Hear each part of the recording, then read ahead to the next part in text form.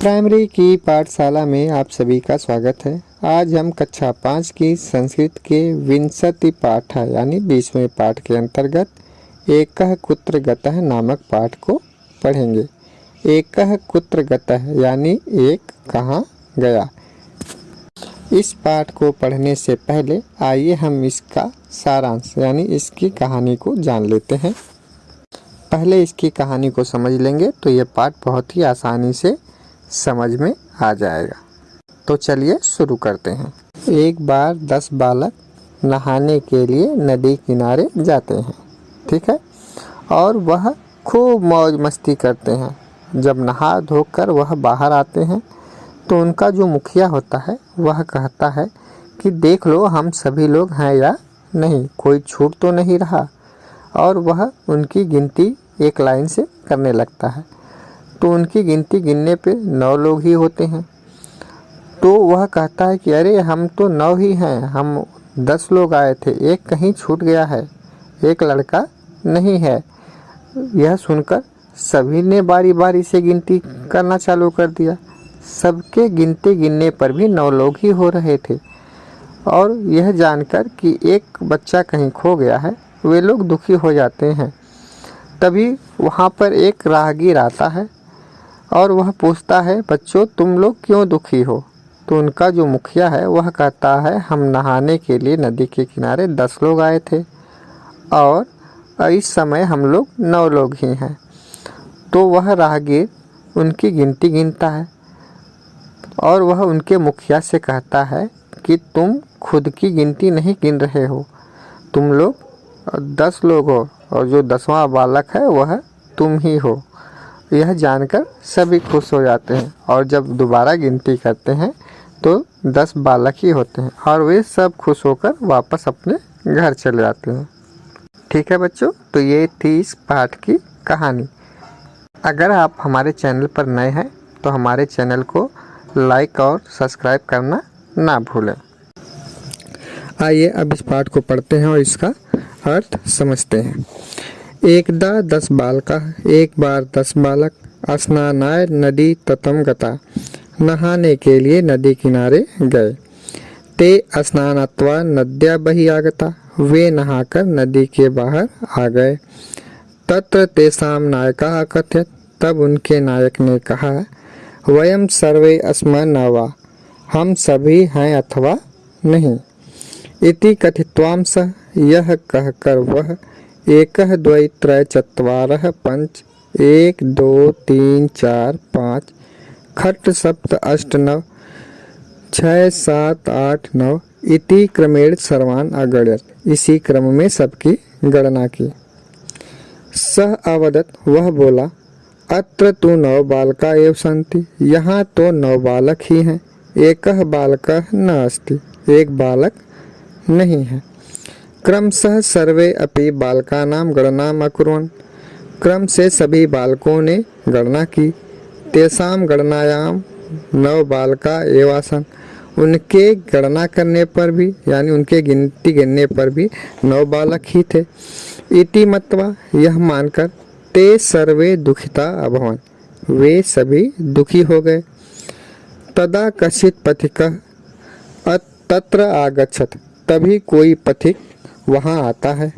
सह तान बालकान अपृच्छत्, वह उन बालकों से पूछता है, युष्माकं दुःखस्य किं कारणम् अस्ति, तुम्हारे दुख का क्या कारण है।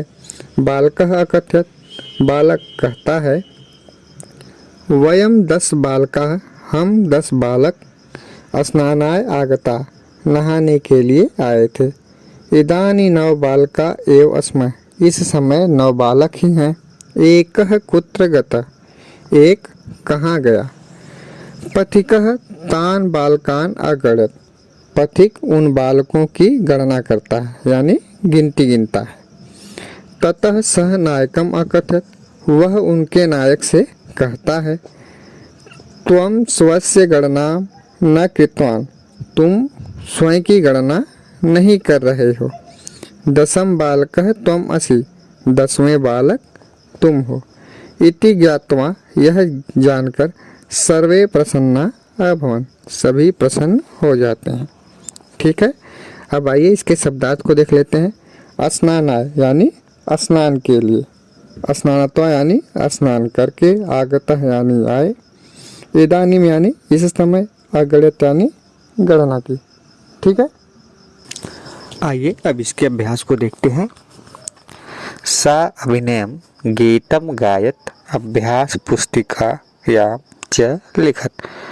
अभिनय के साथ गीत गाते हुए अभ्यास पुस्तिका में लिखिए। ठीक है। तो आइए पहले गीत देख लेते हैं। क्या गीत है?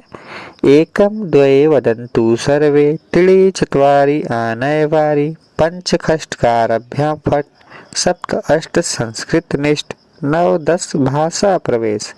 फिर से देख लेते हैं। एकम द्वये वदन्तु सर्वे, त्रीणि चत्वारि आनयवारि, पंच खष्टकारभ्यां फट्, सप्त अष्ट संस्कृत निष्ठ, 9 10 भाषा प्रवेश।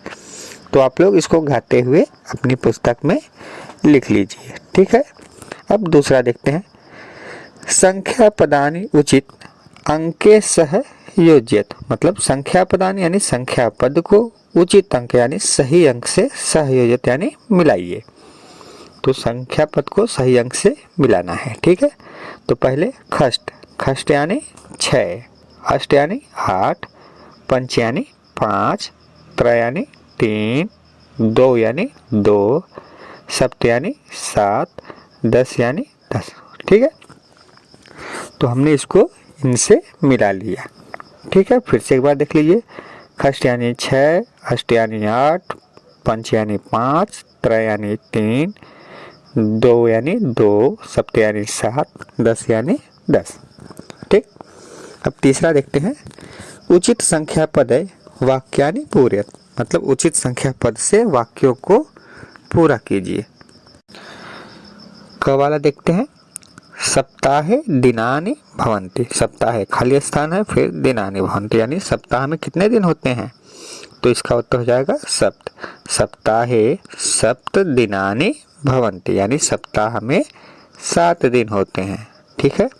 ख वाला देखते हैं। मम खाली स्थान है, हस्तौ अस्तः, मम हस्तौ अस्तः यानी मेरे पास हाथ हैं। मेरे पास कितने हाथ हैं? हमारे पास 2 हाथ होते हैं। तो उत्तर हो जाएगा 2। मम 2 हस्तौ अस्तः यानी हमारे पास 2 हाथ हैं, यानी मेरे पास 2 हाथ हैं। ठीक। फिर तीसरा है ग वाला। गजस्य पादा भवन्ति, हाथी के कितने पैर होते हैं? गज यानी हाथी, पादा यानी पैर, भवन्ति यानी होते हैं। तो इसका उत्तर हो जाएगा हाथी के 4 पैर होते हैं। तो यहाँ पे लिखेंगे हम चत्वारः गजस्य चत्वारः पादा भवन्ति यानी हाथी के 4 पैर होते हैं। ठीक है। अब घ वाला देखते हैं। ईश्वरः अस्ति, ईश्वर कितने होते हैं? तो ईश्वर 1 होते हैं। तो यहाँ पे लिखेंगे एकः, ईश्वरः एकः अस्ति यानी ईश्वर 1 होते हैं। ठीक है। अब चौथा देखते हैं।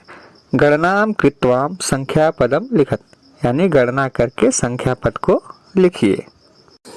तो पहले हम देखिए, पहले में क्या है? कंदुकानी यानी गेंद। तो यहाँ पे कितनी गेंद है? तो हम इसको की गणना करेंगे।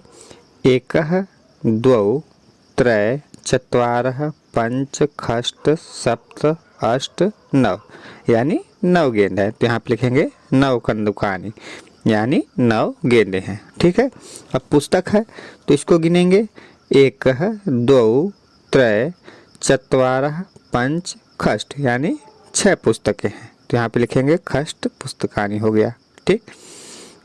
कार्यानानि यानी कितनी कार्य हैं? तो इसको गिनेंगे। एकः द्वौ त्रय चत्वारः पंच यानी 5 कार्य हैं। तो यहाँ पे पंच लिख देंगे। ठीक है। अब यहाँ पे खिलौने कितने हैं?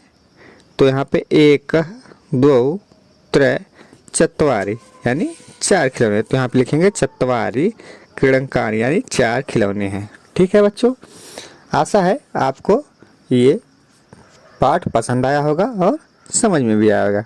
धन्यवाद।